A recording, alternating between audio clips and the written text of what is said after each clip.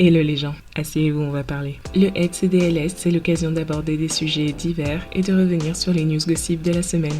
Megan se défend contre Tory Lanez, DJ Academic et Pierre-Paul Jacques. Mais est-ce qu'elle dit la vérité? Doja Cat s'énerve contre une youtubeuse. Summer Walker a besoin d'un soutien psychologique. Coi Leray a peut-être raté une grosse occasion. Pour cette raison, le pire, le meilleur de la semaine et bien plus encore, c'est maintenant. Jingle.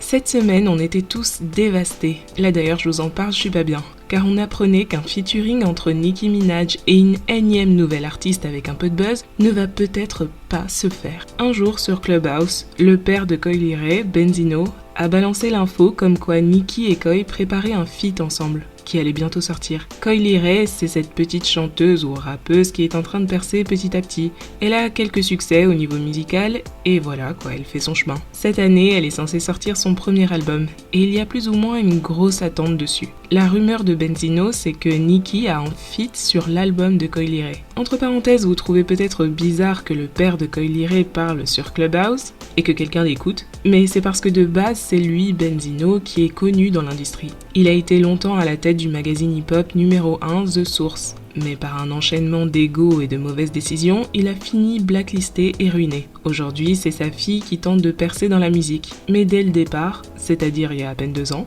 elle a directement affiché que leur relation était compliquée. En tout cas, aujourd'hui, ça a l'air d'aller mieux. Mais le fait que Benzino parte sur Clubhouse pour saboter sa collaboration, forcément, ça lui a pas plu. He's not gonna let nobody talk crazy about me or nothing. So I guess it was a situation where people was yapping their mouth on the Clubhouse and he felt like he had to defend himself. You know, he's an OG and he's he's big.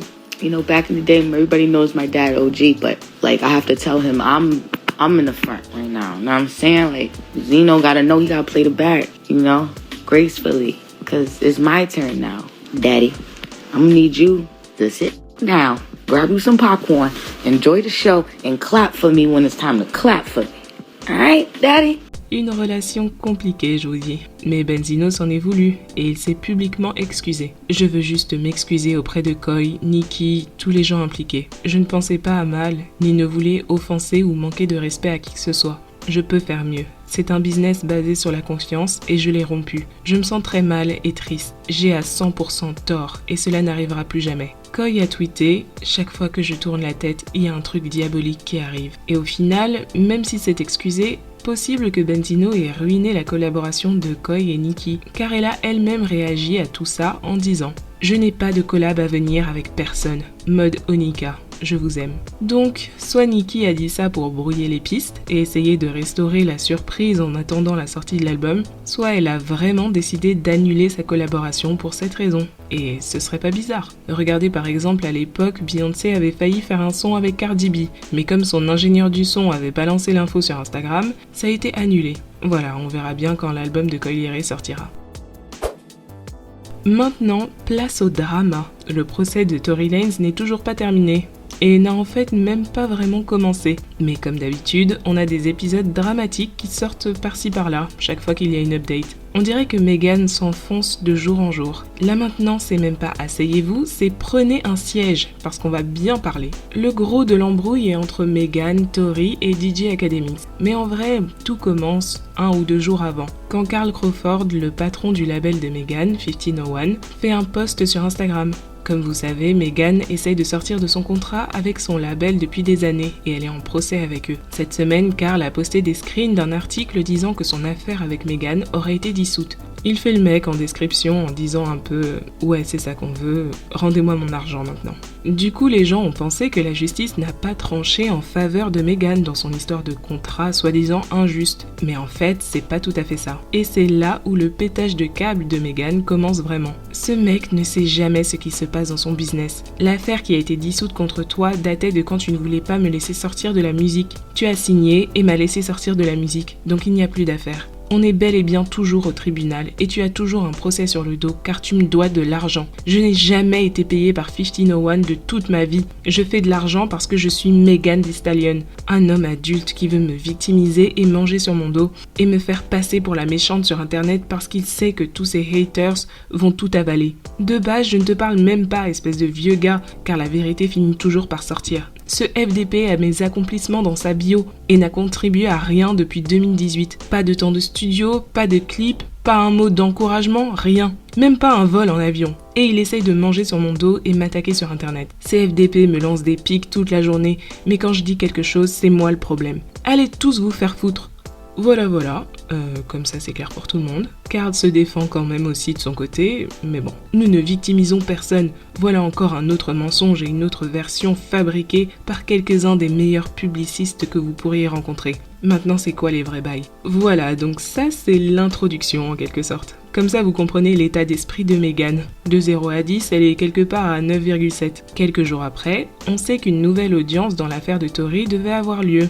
Et le jour de l'audience, t'as DJ Academics qui tweet une info en exclusivité. DJ Academics, c'est un YouTuber qui en gros est dans le gossip, mais plus pour un public masculin, parce qu'il se concentre vraiment sur les rappeurs, les plus ou les moins connus, et les histoires de gangs ou autres activités extrascolaires. Bref, plus ou moins depuis le début, il est du côté de Tory, ou en tout cas, il ne croit pas Megan. Ça veut pas dire qu'il n'est pas crédible, mais bon, il faut le savoir quand même. Donc il tweet ceci, flash info, il a été révélé au tribunal, il y a quelques instants, que l'ADN de Tory Lanez n'a pas été trouvé sur l'arme dans l'affaire de Megan Thee Stallion. Une déclaration qui a évidemment une grande importance, mais très vite, Megan réagit derrière. L'audience n'a même pas commencé, alors pourquoi vous êtes prêts à mentir? Je sais que certains blogs vous êtes payés, mais s'il vous plaît, ne vous faites pas traîner en justice en essayant de créer une campagne de haine. Soyez de vrais journalistes et postez des faits. Et à tous mes haters, continuez d'avoir l'air stupide, je m'en fous. Vous avez une nouvelle info 15 minutes avant que l'audience ne commence et personne n'a encore été appelé à comparaître. Vous essayez de gagner une campagne de réseaux sociaux. C'est ma vraie vie. Vous essayez d'avoir des retweets en répandant de fausses versions. Academics, pourquoi tu mens? Qu'as-tu gagné?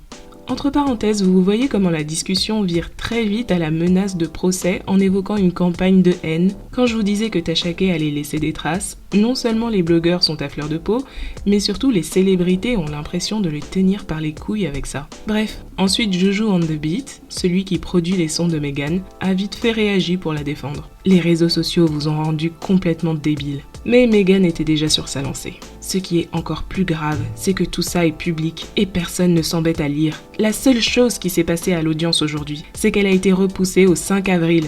Mais vous parvenez à mettre un mensonge en tendance. Imaginez comment je me sens. Revivre ça tous les jours, publiquement, ça me fait mal. Je suis tellement fatiguée. Et c'est là que Tory fait son entrée. Tu ne pourras pas payer ou tweeter pour échapper à ça, pas aujourd'hui. Maintenant, ça devient gênant, car Megan poste en story le tweet de Nancy Dillon. Vous vous rappelez la reporter pour le Rolling Stones qui avait suivi la précédente audience. Et ben là encore, elle tweet plus ou moins en temps réel ce qui se passe. Cette fois, elle n'est pas dans le tribunal. Elle rapporte ce qu'une source lui dit, donc ça prend un peu de temps. Ici, elle tweet qu'il n'y a aucune mention d'ADN à l'audience de Tory. Les rapports comme quoi l'avocat de Tory aurait dit que les preuves étaient favorables ont été totalement fabriqués selon ses sources. Elle annonce qu'elle est sur le point de recevoir les retranscriptions et qu'elle va nous faire une update. Elle dit aussi que l'audience a été repoussée au 5 avril. Donc, à ce stade, les infos ont l'air d'être en faveur de Megan. On dirait que DJ Academics a effectivement inventé son histoire d'ADN. Pourtant, lui, il continue de se défendre et confirme ses propos. Update, le procès de Tory Lanez est ajourné jusqu'en avril après que l'avocat de Tory a dit à la cour qu'ils ont les résultats complets des tests ADN venant du procureur et qu'ils sont en faveur de son client. J'ai vu ces documents moi-même. Ils disent littéralement qu'ils sont inconcluants pour trouver l'ADN de Tory sur l'arme ou le magazine. Aucun de vous ne va me dire que mes yeux me font défaut. Je ne suis pas Tashake. Arrêtez de jouer avec moi. Meg doit appeler l'avocat et lui demander si c'est vrai. Je ne sais pas pourquoi elle est là à me taguer dans des posts comme si j'inventais juste des trucs. Au fait, Meg peut avoir accès aux mêmes documents auxquels ils ont fait référence au tribunal aujourd'hui. Espérons qu'elle a le droit de voir ce que l'avocat du district va utiliser contre Tory, étant donné qu'elle est la victime. Ça fait partie des interrogatoires préalables. Demande à l'avocat ce que les tests ADN disent, et ensuite, reviens t'excuser auprès du grand AK. Eh ben excuse-nous le grand AK. Pendant ce temps, Meghan a d'abord répondu au tweet de Tori. Faut suivre, hein, là je vous raconte plusieurs conversations en parallèle. Donc Meghan répond à Tori en postant le screen du message qu'il lui a envoyé juste après la fusillade. On avait déjà entendu parler de ce screen, qui est une des preuves dans le cadre du procès. Dedans, Tori s'excuse auprès de Meghan. « Meg, je sais que tu ne vas probablement plus jamais me parler, mais je veux sincèrement te dire que je suis désolée du plus profond de mon cœur. Et j'étais juste trop bourrée. Néanmoins, cela n'aurait jamais dû arriver. Et je ne peux pas changer ce qui est arrivé. Je me sens juste horrible. » Elle ajoute en description « Tu mens pour t'en sortir. Si tu n'as rien fait, pourquoi tu t'excusais ? Les avocats ont tes relevés téléphoniques et les miens. Tous tes messages. Ils ont ton enregistrement depuis le téléphone de la prison où tu parles à Kelsey en t'excusant et en nous suppliant de ne pas parler. » Et là, Tori se défend en gros en confirmant les gros soupçons que l'on avait concernant la relation qu'il aurait eue à la fois avec Meghan et son amie Kelsey Nicole. « Ma bonne tub m'a fait ken 2 meilleures amies. Et je me suis fait prendre. Voilà pourquoi je m'excusais. Et c'est un truc de malade comment tu retournes ça par contre. » Voilà, pendant que Tori et sa teub de qualité rassemblaient ses idées, Meghan est partie répondre à DJ Academics qui exigeait des excuses. Le grand AK, petit garçon s'il te plaît, pourquoi tu posterais qu'aucun ADN n'a été trouvé, mais maintenant tu dis que c'est inconcluant? Comment toi spécifiquement tu peux avoir les documents avant qu'ils ne sortent durant l'audience? Ce que tu dis c'est que son avocat partage des preuves avec les blogueurs. Ok, compris. Va poser ton gros cul quelque part.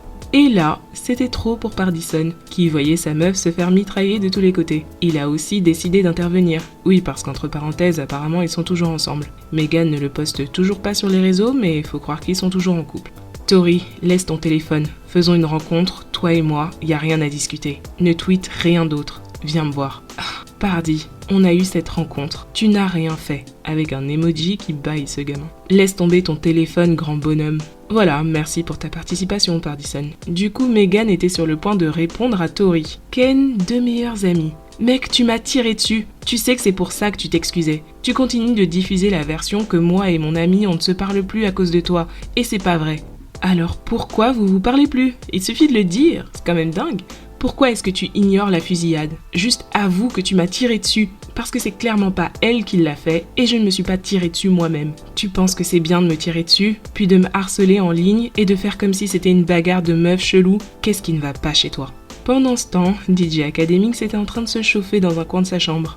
Meghan, ça te dérange tellement que je tweete des faits sur l'affaire de Tori. Va demander à l'avocat. Les résultats des tests ADN ont été soumis durant les interrogatoires préalables. Pourquoi ça t'importe autant ce qu'Internet dit? Oh, je sais. Parce que tu vis sur le dos de cette version et c'est triste que tu en sois arrivé à un point où si Tori ne part pas en prison, tu ne gagnes pas. Tu ne peux jamais dans ta vie me prendre pour un petit mec, genre tu peux pas me parler comme si t'étais au-dessus de moi. Tu es littéralement signé à un mec, managé par une agence et signé à un autre groupe. Aucun truc que tu sors ne t'appartient. Tu as littéralement gagné tous tes awards grâce à la sympathie à cause de cette storyline de tu t'es fait tirer dessus. Récupère tes masters et ensuite viens me parler. Je m'en fous de ce que tu as avec Tori. Vous pouvez jouer à vos jeux de publicistes. On sait ce que Roc Nation est en train de faire. Je m'en fous. N'essaie juste pas de ramener ma marque dans tout ça. Tu es littéralement un pion dans le jeu. Tu appartiens à 1501 et tu les supplies chaque fois que tu sors une chanson.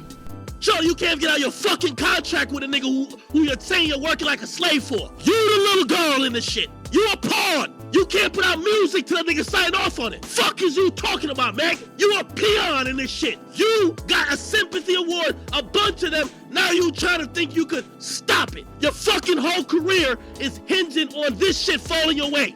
Why? Your music ain't hot enough, nigga. If your music was hot enough, even if you made a mistake, even if Tory don't get found guilty, you wouldn't be riding on this shit so much. But you know you need to be a fucking victim. Nancy a finalement trouvé son update, la retranscription de ce que l'avocat de Tori a dit exactement durant l'audience. Nous sommes en train d'engager un expert par rapport à l'ADN. C'est notre espoir que nous puissions être capables de revoir et de confirmer les analyses de la police de Los Angeles, qui, de notre point de vue, étaient favorables. Alors là, ce tweet a encore causé des débats sur les réseaux, parce que les gens, Team Meghan ou Team Tori, voulaient chacun crier victoire. Mais en vérité, ça montre que des deux côtés, il y a eu du semi-mensonge. Déjà, Nancy a commencé par dire qu'aucune mention d'ADN n'a été faite, ce qui, d'après son propre tweet, est faux. Mais on ne peut pas vraiment dire qu'elle a menti. Je pense qu'évidemment, au moment où elle a fait le premier tweet, l'avocat n'avait encore rien dit. Ensuite, DJ Academics, même si au final il avait plus ou moins raison, lui son problème c'est qu'il présente les choses comme des faits, alors que c'en est pas véritablement. Il commence par dire que durant l'audience, il a été dit qu'aucun ADN de Tory n'a été trouvé sur l'arme, alors que l'audience n'avait pas commencé, et alors que ce n'est pas tout à fait ce que l'avocat a dit. Il a dit que les tests vont être refaits avec un expert, et qu'ils ont bon espoir que les résultats confirmeront ceux de la police, résultats qu'il décrit comme favorables pour son client. C'est une déclaration beaucoup moins catégorique que ce que DJ Academics a tweeté. Maintenant, il prétend qu'il a lui-même lu le rapport d'analyse, donc il a clairement des informations que le public n'a pas. Et peut-être qu'il est aussi catégorique parce que les analyses qu'il a devant lui sont claires. Qui peut savoir? En tout cas, Meghan a été très rapide pour crier au mensonge. Mais comme je vous ai dit, ça s'explique par l'état de tension dans lequel elle était déjà. Mais le grand AK, il s'en fout. Il veut ses excuses. Meghan! Où sont mes excuses, Meghan? Où sont mes hot girls? Meg, je m'en fous de ce qui s'est passé entre toi et Tory, mais ne viens pas t'adresser au grand AK, à moins que tu viennes dire ce que le rapport de test ADN dit. Si je mens, va voir l'avocat et trouve ce qu'ils ont dit. Si je mens, porte plainte, chérie. Pour finir, une autre reporter, Aileen Reslen, vient mettre son grain de sel alors que l'histoire était finie. Elle rapporte la réaction de l'avocat de Meghan face au tweet de DJ Academics. Ce n'est rien de plus que la machination malhonnête d'un homme désespéré. Fake news alert. Tous les rapports de l'ADN de Tory n'ayant pas été trouvés sur l'arme dans l'affaire de Megan Thee Stallion sont faux. L'audience d'aujourd'hui a seulement été repoussée au 5 avril et ce tweet de fake news a été envoyé avant même que l'audience ne commence. Tory lui répond et ensuite il part dans un débat sociétal en conclusion de cette histoire de malade. Comment ça se fait qu'ils sont faux puisque je suis en train de les regarder? Ils ont utilisé cette narrative pour séparer la femme noire de l'homme noir. Ils ont fait en sorte que la protection de la femme noire d'un coup signifie la non-protection de l'homme noir. C'est marrant parce que c'était justement quand, pour la première fois, nous étions tous debout ensemble pour une même cause, c'est-à-dire durant tous les événements de Black Lives Matter. Ils ont menti à quelqu'un que je pensais être mon ami. A priori, là, il fait référence à Roc Nation. Ils l'ont forcé à creuser un trou qui aura maintenant l'air dingue auprès de toute la communauté qu'elle a ralliée. Elle n'est pas en tort, ils le sont. Et c'est triste car ils s'en fichent vraiment de ce qui peut lui arriver au final. Profitez-en. Est-ce que Doja Cat a eu recours à la chirurgie? Si on compare avec d'anciennes photos d'elle, est-ce que vous trouvez que son visage a vraiment changé? En tout cas, si vous voulez l'énerver, essayez de tenter de dire qu'elle a refait son visage. Et vous allez voir. C'est en gros ce qui s'est passé pour la youtubeuse Lauryn Hill. Alors je sais pas si vous la connaissez, mais elle a une chaîne qui a assez de succès et qui parle de la chirurgie chez les stars. D'après ce qu'elle dit elle-même, elle n'est pas une professionnelle de la chirurgie. Mais en gros, la chirurgie c'est sa passion. Elle aime bien en parler et elle aime bien décortiquer les célébrités pour percer à jour leurs secrets de chirurgie. Parce que souvent les célébrités font semblant que leurs transformations sont naturelles et perpétuent des standards de beauté irréalistes. Et Laurie dénonce un peu ça. Mais elle juge pas du tout les gens qui font de la chirurgie, parce qu'encore une fois c'est sa passion. Vous pouvez clairement voir que c'est une adepte, et elle a aussi fait des vidéos qui détaillent les opérations qu'elle-même a faites. Bref, donc apparemment elle a fait une vidéo sur Doja Cat. Malheureusement je n'ai pas pu voir la vidéo parce qu'à la suite de son embrouille, Laurie l'a supprimée. Donc je ne sais pas dire exactement ce qu'elle a dit dedans, mais j'ose croire que c'était le même genre de déclaration que dans ses autres vidéos. Moi je débarque seulement sur Doja Cat sur IG Live en train de traîner Lauryn Hill par les cheveux et en train de danser sur son corps. That's what this is about. It's about plastic surgery. It's about this bitch, Lauryn Hill, talking about people's bodies, talking about people's surgery. But this bitch made a fucking plastic surgery video on Megan Thee Stallion. Shut the fuck up, bro. At that rate, Megan Thee Stallion is home fucking grown. This bitch has nerve. And I'll tell you something.